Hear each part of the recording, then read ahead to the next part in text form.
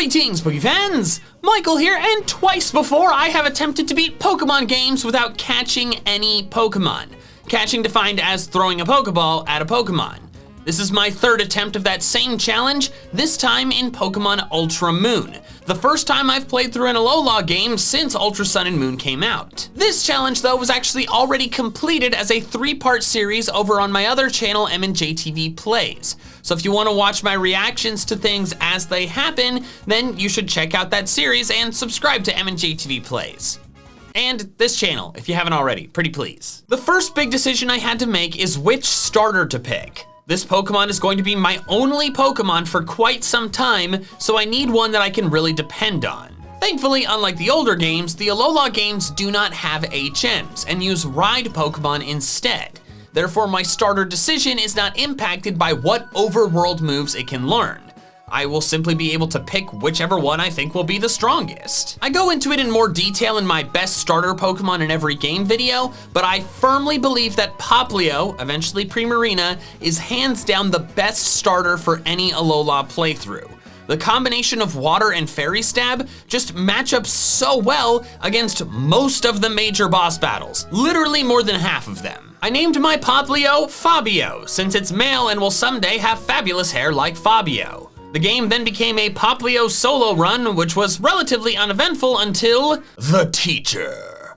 Dun, dun, dun. Ooh, that really dried out my eyes. This teacher uses a Magnemite in Sun and Moon, which also would have been tough for Popplio, but in Ultra Sun and Moon, she always uses the starter Strong Against Yours, which is one of the many reasons that Ultra Sun and Ultra Moon are tougher than Sun and Moon. In my first attempt, my strategy was to use Baby Doll Eyes to minimize the Rowlet's attack, dropping the power of its super effective Leafage to make it easier to tank, and also use a lot of healing.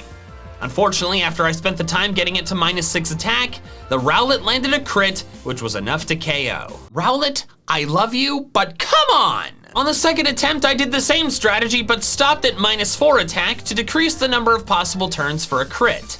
This time it did not get a crit, and I was able to win. Not long later, I discovered Totem Stickers, something I'd forgotten about since it had been 3 years since I played this game. Totem Stickers are a big deal, and a big benefit to doing this challenge in Ultra Moon instead of regular Moon, since as I reach certain Totem Sticker milestones, I am rewarded with gift totem-sized Pokemon. And since they're gift Pokemon, I'm not throwing a Pokeball at them, so they are fair game for my team. I also was not looking up what the totem Pokemon were as I progressed. For the most part, we'll get to that. So there were gonna be some fun surprises for me as well. Next, it was time to battle Elima, or as I like to call him, Elima Bean. Fabio was able to take down his Yungoos, but not before taking a lot of damage and having his defense halved by a couple Leers. Then he sent out his Smeargle, which I was deeply disturbed to learn New Leafage. Because of the previous defense drops, Fabio had no chance. It's kinda hard to do a starter solo run during the part of the game where there are multiple mandatory trainers whose main purpose is to incentivize you to not just use your starter. After leveling up a bit, I tried again, this time with some X items. Using an X special attack allowed me to take the Yungoos down, but it still dropped my defense by 1 stage before it went down. Immediately upon Smeargle entering, I used an X defense to get to +1, and that allowed me to win. Right before I fought the first totem Pokemon, Fabio evolved into Brionne, giving me a nice power boost before the totem Alolan Raticate. Due to Disarming Voice having the type advantage, Fabio handled it quite easily. Hao attacked me a bit later, and his team was no problem. Then it was time for the first Kahuna battle against Hala. Disarming Voice easily took down Machop and Makuhita, and while Crabrawler's Z-move was scary, Fabio tanked it fantastically and finished it off. 1 grand trial done, meaning I beat basically all of Melee Island with only Fabio. After Mantine surfing to Akala Island, I met up with Samson Oak at the beach. He informed me that if I got to 20 Totem Stickers, I would get a second Pokemon, so I rushed around to do that. When I got back, Samson bestowed upon me a Totem Alolan Raticate, which I named Chipmunk because of its cheeks. Finally, another Pokemon, and a wonderfully huge one at that. At Ponyola Town, I battled Hao once again, and he was overall easy to take down, with Hyper Fangs from Chipmunk leading the way. I fought Gladion just a bit later, and that was also pretty easy. And then it was time to fight the Totem Araquanid, which I was not feeling very confident about. Things did not start great, since Araquanid's leech life was powerful, healed it, and was super effective against Chipmunk. I tried to take out the partner Dewpider because I was worried about the support it would provide, but Chipmunk's Hyper Fang missed. The Araquanid then KO'd Chipmunk with a crit leech life, which healed it back up to full. It was once again Fabio alone. I did some baby dollizing, then felt that in order to win, I would need to use a Roto boost to give Fabio an Omni boost.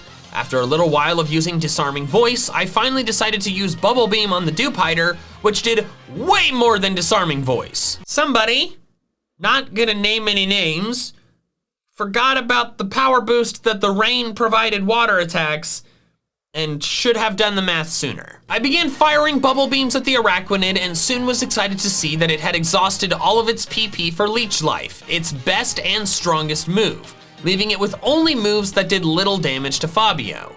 The summoned Masquerain was easily dispatched, and before long the Araquanid was down and the trial was over. By the way, should probably mention this since I'm sure several of you are wondering, why didn't I pick up the gift Eevee egg from the daycare, which was before the Araquanid trial?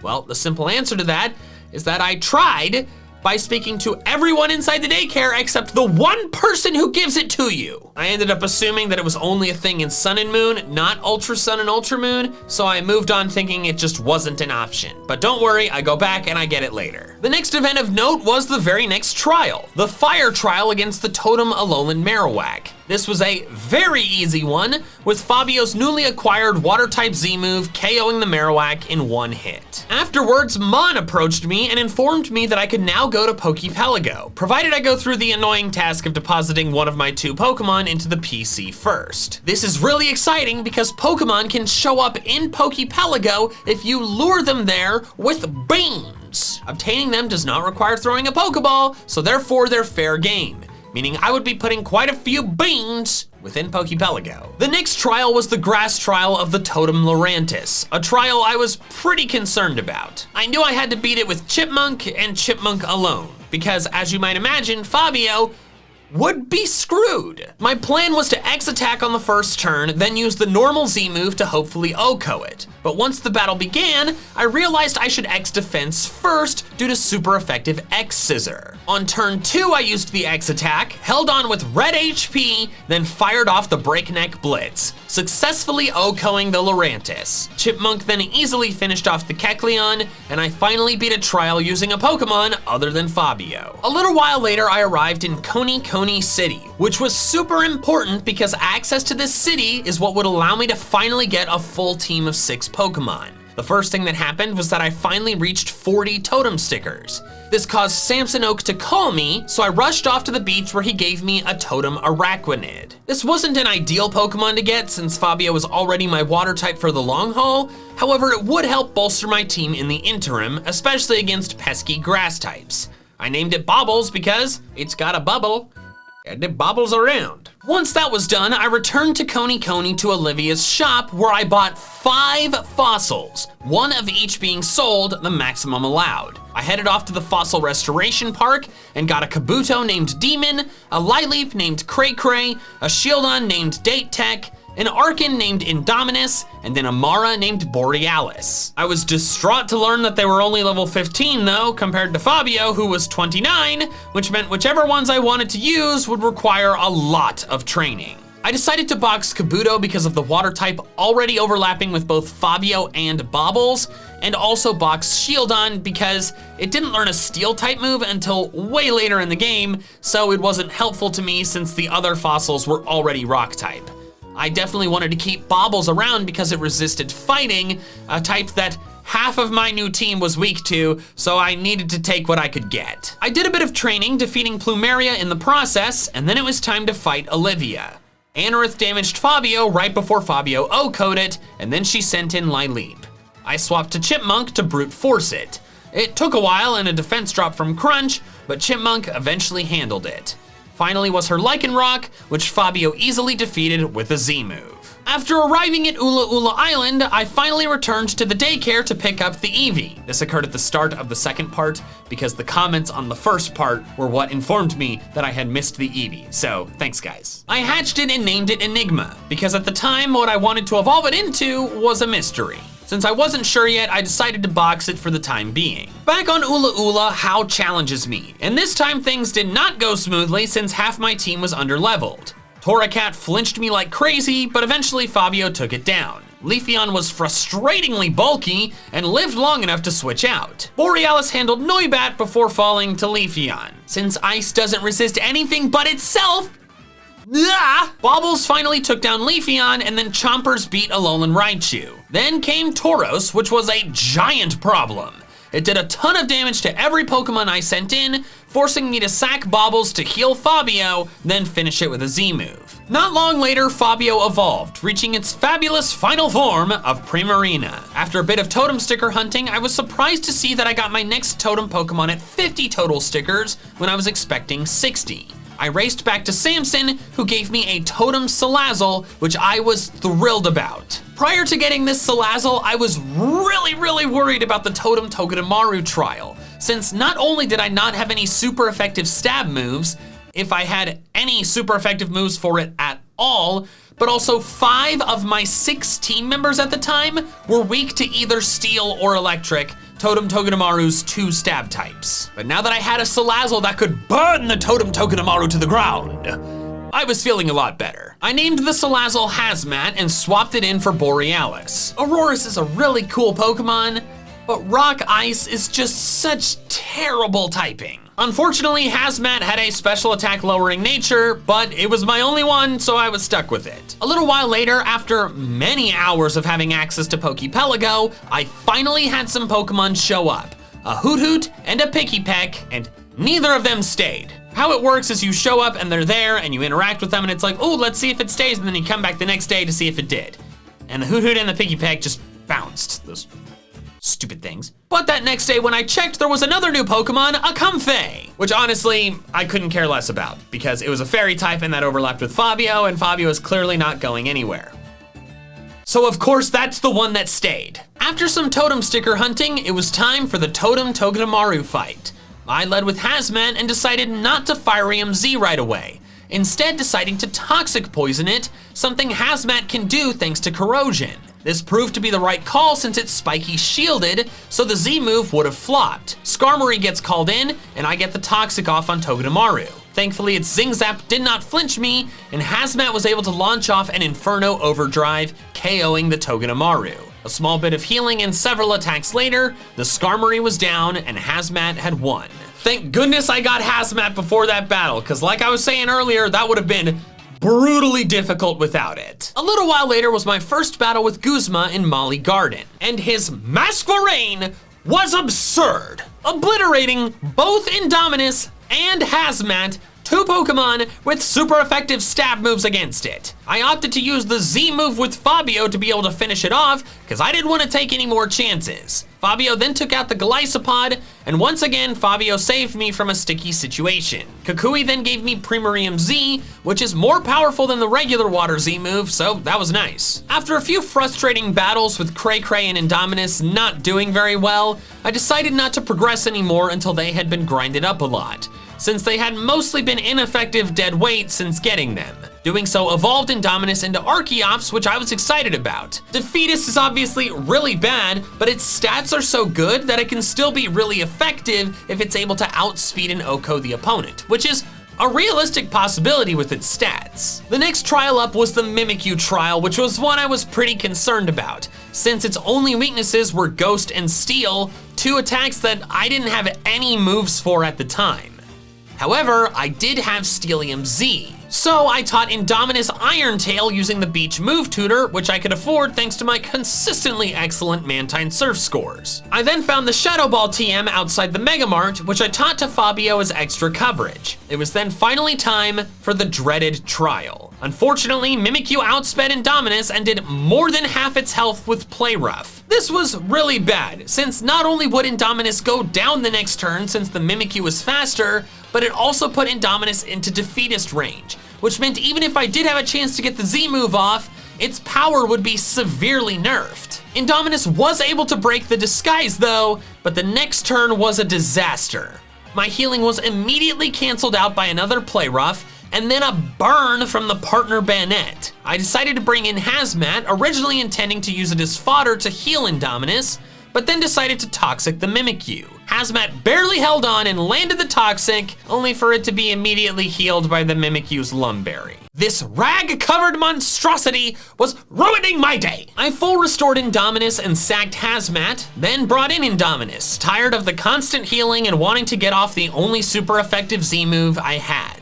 Play Rough sadly did not miss, and once again got Indominus into defeatist range, making the Corkscrew Crash do way less than it would have. I used an Archeops on my team in my first ever playthrough of White version, and maybe it's been too long, but I just don't remember having this many issues with defeatist. But in my first major battle with this Archeops, I'm already having problems. Might I say I'm not a fan? I let Indominus go down and brought in Fabio, who could not KO Mimikyu and was cursed by the Bayonet, offing itself in the process. I was forced to bring in Baubles to heal Fabio. I brought Fabio back in and finally finished the Mimikyu and then the Jellicent afterward, completing by far the toughest trial so far. A trial that by the end had KO'd half my team and required a lot of healing in the process. Later when fighting Plumeria, Indominus was decimated by her Salazzle, wearing my patience with it thinner. A bit later, Cray Cray finally evolved into its namesake, Craydilly, and I taught it Seed Bomb at the tutor, since now its physical attack was way higher than special. Before long, I got up to 70 total Totem Stickers, and Samson Oak rewarded me with a Totem Togedemaru. I was thrilled about this, since Steel and Electric were two types that I didn't have on the team. I named it Mace since Togedemaru is a ball of spikes, and I benched Baubles, as I always intended to do. By the way, I had to use the Beach Move Tutor to teach Mace Iron Head, because for some idiotic reason in Gen 7, the only Steel-type attack that this Steel-type Pokemon can learn is Gyro Ball by TM. You know, Gyro Ball, the move that does more damage the slower you are, on a base 96 speed Pokemon. What were they doing with Togedemaru's moveset? Once within Po Town, I found enough Totem Stickers to hit 80 total, which rewarded me with yet another Totem Pokemon. This one was Mimikyu, which I named Light Slayer. I wasn't gonna use it on my main team since its fairy type overlapped with Fabio, but I was still really excited to get it because I was going to use it for Ultra Necrozma, hence the name Light Slayer. Its ghost type was gonna be super effective against Ultra Necrozma's psychic type, plus its disguise ability made it so that it was guaranteed to live for one turn. And of course it had the worst possible nature because apparently I've sinned and the natures of this playthrough want to punish me. Well, except for Fabio's. Fabio's lowered attack and boosted special defense, so that one was actually really good. After defeating everyone in Po Town, it was time for round 2 with Guzma. Mace forced Golisopod out, then came Pinsir. I swapped it to Cray Cray, but Pinsir's fighting and bug moves took it down. Indominus handled it just fine though, then finished off Golisopod. Then came the vile Masquerain though, and it ruined my day again. It intimidated Indominus, leading me to click the 4x super effective Rock Slide instead of the 2x super effective Acrobatics. And since Rock Slide isn't 100% accurate, fill in the blank, kids, it's 50% accurate. The Rock Slide missed. Then an Icy Wind, a Speed Drop, and an Icy Wind later, the Bug Flying type beat my Rock Flying type for the second time. Mace took quite a bit of damage, but was able to beat the Masquerain. Gladian's attack of rage after Lily is kidnapped was handled swiftly, and then it was time for the battle with Nanu, which was a pleasantly swift and easy victory for me. Ether Paradise took a while to battle through, but most of it was fine aside from a very rude Alolan Muck which gave me just a bit of trouble. The multi-battles also got frustrating at times due to frequent awful decisions by Hao, but I survived them. Then it was time for the final battle with Guzma, and my god, I was so determined not to have my Rock Flying type faint against a trainer who only uses bug types. Indominus Acrobatics'd Golisopod out, then O-Code Pinsir. I decided to risk keeping it in against Vikavolt and use Rock Slide, and it didn't even come close to KOing it, and Indominus was electrocuted into the next dimension. Archeops has been my favorite fossil Pokemon for a while, but I'm not gonna lie, during this playthrough, my fondness for the Pokemon, well, it decreased. Cray came in and outsped and KO'd the Vikavolt, further illustrating how illogical Vikavolt's terrible speed is, because yeah, it makes total sense that this acrobatically flying electric bug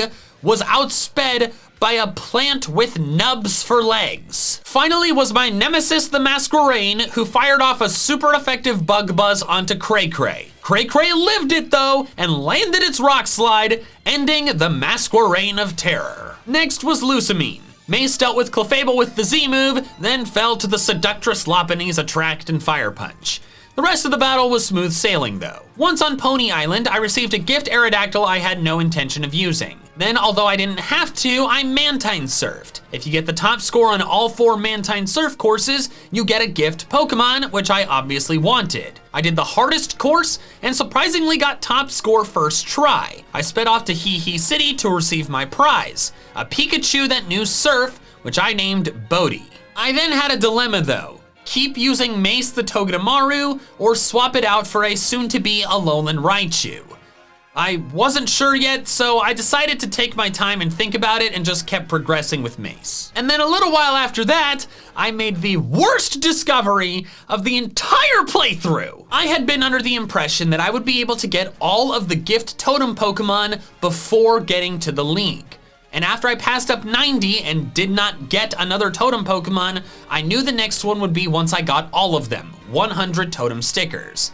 I decided to look up what it was, and it was the Totem Kamo-O, a Pokemon I was really excited to get, because not only is Kamo-O really friggin' powerful, it's a pseudo-legendary Pokemon, but also Dragon and Fighting were 2 typings that I didn't have. I was really excited to get it, but then I learned that I couldn't get it.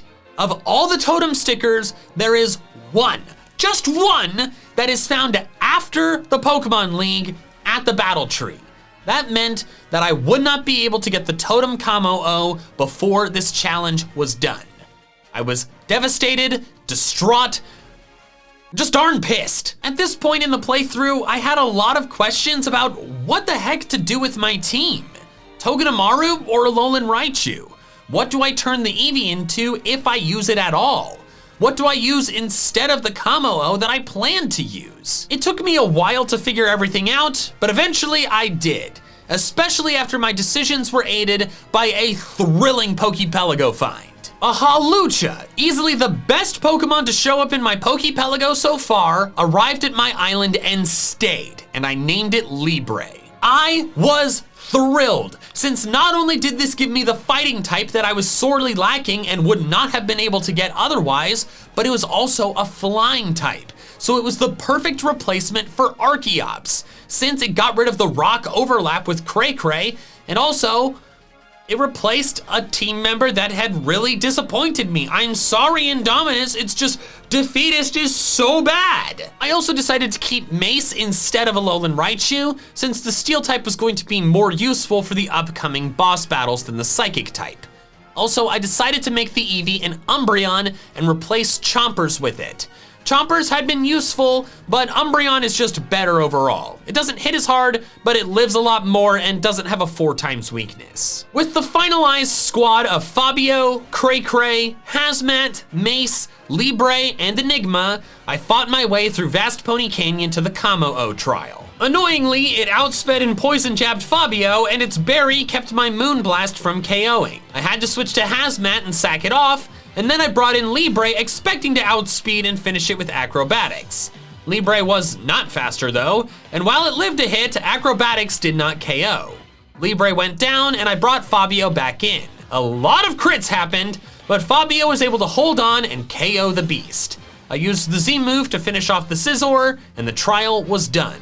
At the altar, stuff got crazy, and Enigma took down the taken over Nebby. It was then time to head into the wormhole, but before I did, I altered my team. I modified the squad specifically to take down the brutally tough Ultra Necrozma, consisting of Quick Claw Fabio, Cray Cray, Sturdy Mace, Sucker Punching Chompers, Paybacking Enigma, and Ghostium Z Light Slayer. I didn't expect any of them to be good enough on their own, but I hoped the combined efforts would be enough to take down the hardest boss fight in Pokemon. I then hopped into Ultra Warp Ride to try and find a white wormhole, and then this happened. Well, this is terrible. Might as well see what this is and kill it for some experience points, I guess. Oh, what? No! Are you kidding me? I can't catch it! Oh, come on! Oh, I had the best, worst shiny luck possible and found a shiny in the very first wormhole that I wasn't allowed to catch. I took it down because that was my only option besides running, and then took some time to grieve. Rest in peace, Shiny Sigilith. You were beautiful, but showed up in the wrong playthrough. But after recovering from that, it was finally time for the hardest battle in all of main series Pokemon, Ultra Necrozma. Mace lived the first hit outright, but would have lived anything thanks to Sturdy, that's why I brought it along, allowing me to paralyze it with Nuzzle. Thanks to the paralysis making Mace the faster Pokemon, and some full paralysis turns, Mace got more damage in than I planned before going down. I then brought in Chompers and decided to go for Super Fang instead of Sucker Punch, since I expected to outspeed due to the paralysis, and Super Fang I thought would do more damage. This was a mistake though, and Necrozma was still faster and O-code Chompers. Enigma survived a hit and fired off a double power payback, but it still didn't do much. In came Light Slayer. The disguise was broken and I fired off the Z move, and it lived. Oh my gosh, that was tough to see if the Mimikyu didn't have an attack lowering nature, if I hadn't clicked Super Fang instead of Sucker Punch. Gosh, I needed Necrozma to be fully paralyzed, but it wasn't, and it KO'd Light Slayer. In came Fabio, and at this point I realized that if the Quick Claw does not activate and Necrozma is not fully paralyzed, then I lose. I still had Cray Cray, but it didn't stand a chance, which meant that Fabio had to get lucky. He did not. No Quick Claw and no paralysis, meaning Ultra Necrozma fires off a powerful attack, and the legend Fabio lives! Fabio! One Moonblast later, Ultra Necrozma was down, and my ever-reliable fabulous starter saved me from certain doom yet again. As thanks for my victory, I was given a Poipole that I did not intend to use. For the final trial, I fought my way through the trial captains with my pre-Ultra Necrozma team. Then it was time for the final totem, the Rabombi. Its quiver dances made it disturbingly powerful. After taking out the partner Pokemon and several quiver dances from Rabombi, I was certain I was doomed. However, Mace lived a crucial bug buzz and finished it off with an Iron Head, winning me the final battle. Not long later, I fought Kahuna Hapu, and while Cray Cray went down to a Z move during it, overall it was an easy battle. At the foot of Mount Lanakila, I fought Gladion, and while the Zoroark caused some confusion and got a KO with its Z move, I was able to beat his 4 Pokemon with only 3 of mine. During the climb through the mountain, I encountered Necrozma and walked right past it. This is actually the biggest reason why I chose to do this challenge in Ultra Moon instead of regular Moon. Not only does Ultra Sun and Moon have a lot more gift Pokemon in them, but regular Sun and Moon force you to catch the box art legendary, like how X and Y force you to catch Xerneas and Yveltal. This means that I knew a challenge in Sun and Moon was impossible before even attempting it. But Ultra Sun and Moon are a different story, because, like you saw, you could just walk right by the Necrozma. After an emotional moment with Fabio outside the entrance, it was finally time for the Pokemon League. First was Mullane. Hazmat got paralyzed but took down Klefki. Alolan Dugtrio went for the Z move against Libre, but Libre held on and decimated it with a fighting move. Hazmat handled Magnezone despite some paralysis thanks to a burn. I was then dumb against Metagross using Screech on it with Enigma and completely forgetting about Clear Body. Hazmat saved me with my Z move though, then finished off Bisharp. 1 down. Next was Olivia. Fabio handled the first few Pokemon, albeit with some Sandstorm special defense boost problems with Probopass, so I brought in Libre to finish it. Libre fell to Gigalith, but then Cray Cray was spectacular, surviving a Z move and speeding up with Quick Claw, winning the battle for the squad. Next was Acerola. Enigma beat Bayonet with a Screech and Payback. Mace beat Frostlass, and Fabio beat Palisand by using its Z move before it had the chance to use its. Libre beat Delmise, and Enigma beat Drifblim. Surprisingly, the Elite Four battle that I was the most afraid for was actually the easiest. Finally, for the Elite Four was Kahili. The battle was overall fine, aside from Fabio falling to the Z move and Mace falling to a Revelation Dance, which I did not know would be Fire type. I mean, can you blame me? It's the signature move for a Pokemon I've never used and is only in one region as of right now. So like, how was I supposed to know? In the end though, it was an overall straightforward victory. Finally, the last battle of the playthrough, How? Enigma beat Alolan Raichu right away,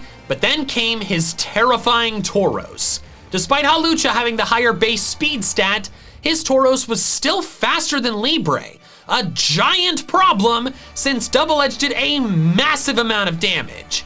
I brought in Mace to tank the normal moves, but it knew Earthquake and KO'd it. At this point, I was genuinely afraid that his Tauros was gonna sweep through my entire team, or at the least, do so much damage that my surviving members wouldn't be able to handle the rest of his team. Enigma survived a hit from Tauros and did big damage back with Payback, but wasn't able to KO. Suddenly, he withdrew while I healed Libre, bringing in Crabominable. I swapped to Hazmat, whose fire attack barely didn't KO, allowing the Crabominable to KO with Stone Edge. I was not in a good spot. Libre came back in, outsped the Crabominable, and beat it since he did not heal. Tauros came back in, and he healed it while my Brick Break did about half. I realized that if Libre lived the Double Edge, which I had seen it do before, Brick Break damage plus recoil damage would KO, but a crit would mean that I might lose the whole battle. Thankfully, it didn't crit, but it did more damage than last time.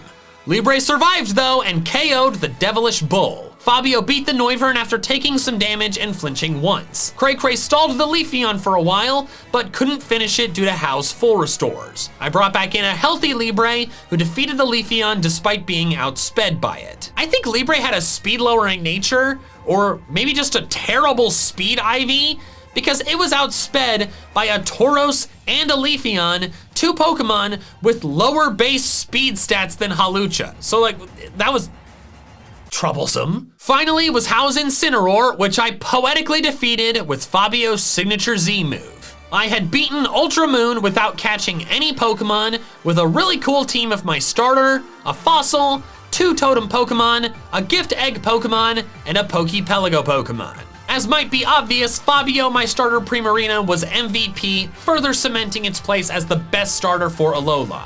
But also, Cray Cray the Cradilly was pretty solid once it evolved. It did better than I thought it was going to. Thanks so much for watching, and an extra special thanks to my patrons over on Patreon who are helping support my channel independent of fluctuating YouTube ad rates. If you want to help support me in the same way, the link is in the description below. Also, if you want to check out some more of my fun Pokemon content, I recommend these videos here. All right, that's all I have for now. So until next time, big fans, gotta catch them all.